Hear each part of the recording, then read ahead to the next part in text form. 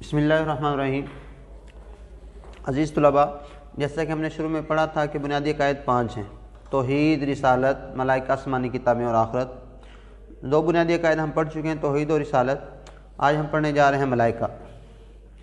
ملائکہ پر ایمان۔ سب سے پہلے ایک آپ شعر نوٹ کر لیں: فرشتوں سے بہتر ہے انسان بننا، مگر اس میں پڑتی ہے محنت زیادہ۔ فرشتوں سے بہتر ہے انسان بننا، مگر اس میں پڑتی ہے محنت زیادہ۔ ملائکہ پر ایمان۔ ملائکہ کا مفہوم کیا ہے؟ سب سے پہلے ملائکہ کا لفظی معنی۔ ملائکہ کا لفظ جو ہے یہ ملک کی جمع ہے۔ ملائکہ جمع ہے، ملک اس کا واحد ہے۔ ملک کا لفظی معنی ہے قاصد، یعنی پیغام پہنچانے والا۔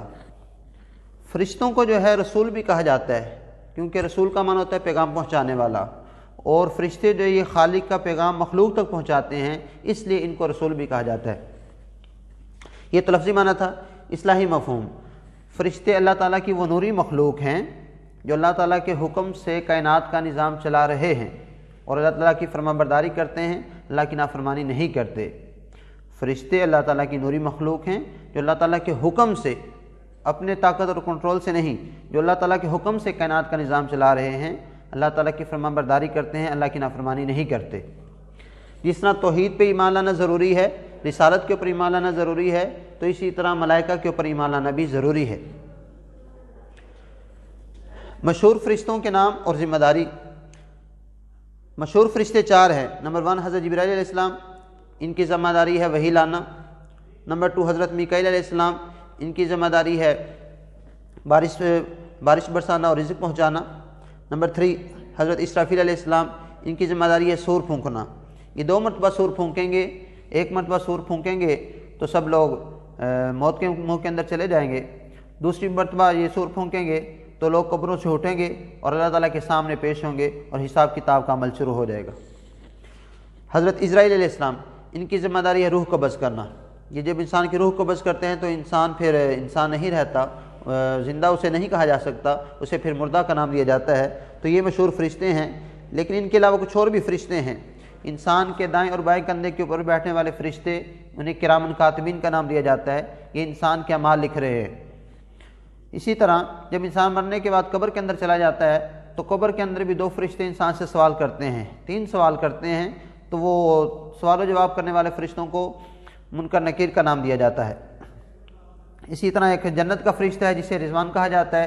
جہنم کا فرشتہ مالک ہے، جہنم کی دیکھ بھال کرنا وہ اس فرشتے کی ذمہ داری ہے۔ فرشتوں کے متعلق عقائد و نظریات۔ اسلام سے پہلے فرشتوں کے بارے میں لوگوں کے مختلف غلط عقائد تھے۔ مکہ کے مشرکین کہا کرتے تھے کہ فرشتے اللہ تعالیٰ کی بیٹیاں ہیں۔ اسی طرح کچھ لوگوں کا یہ خیال تھا کہ فرشتے جو ہے یہ اپنی طاقت سے خود جو ہے کائنات کا نظام چلا رہے ہیں۔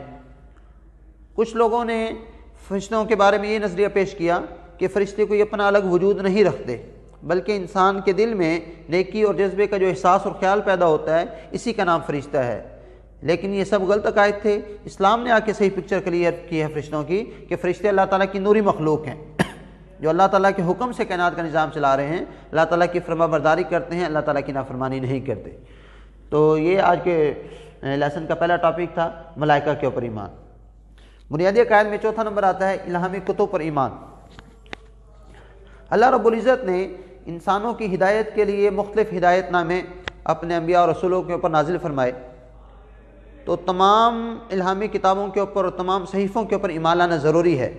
تو الہامی کتابوں کے اوپر ایمان، جس طرح توحید پہ ایمان لانا ضروری ہے، رسالت کے اوپر ایمان لانا ضروری ہے، ملائکہ پہ ایمان لانا ضروری ہے، تو اسی طرح الہامی کتب کے اوپر ایمان لانا بھی ضروری ہے۔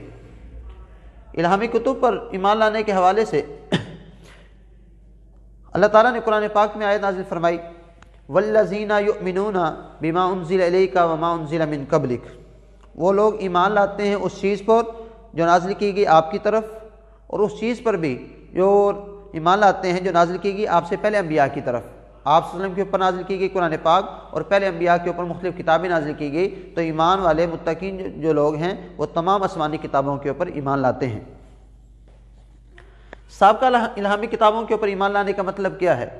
الہامی کتابوں کے اوپر ایمان لانے کا مطلب یہ ہے کہ اللہ تعالیٰ نے جس دور میں جس نبی پر جو کتاب اور صحیفہ نازل کیا، وہ کتاب اور صحیفہ برحق تھا، اور اس زمانے میں انہی کتابوں کی تعلیمات کے اوپر عمل کرنا ضروری تھا، اور لوگوں کی نجات انہی کتب کی تعلیمات کے اوپر عمل کرنے میں تھی۔ لیکن اب چونکہ اللہ رب العزت نے قرآن پاک نازل فرما دی تو قرآن پاک کے ہوتے ہوئے پچھلی کتب کی تعلیمات منسوخ ہو چکی ہیں، اب صرف اور صرف قرآن پاک کی تعلیمات کے اوپر عمل کیا جائے گا۔